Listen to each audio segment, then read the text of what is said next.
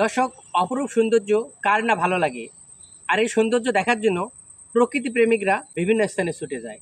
আজ আমরা এসেছি দেবীগঞ্জ উপজেলার খয়েরগঞ্জের এই জারুল বাগানে।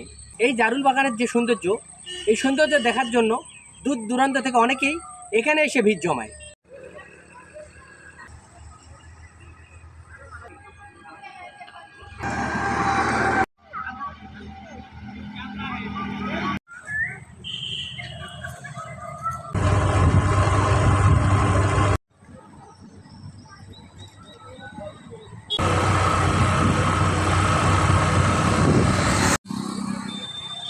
খয়েরগঞ্জের এই জারুল বাগানে প্রতিদিন হাজারো দর্শনার্থীর ভিড় লাগে।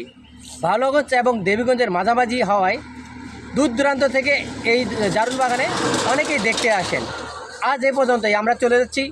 আগামীতে আবারও ভালো কিছু আপনাদের দেখানোর চেষ্টা করব। সে পর্যন্তই ভালো থাকবেন।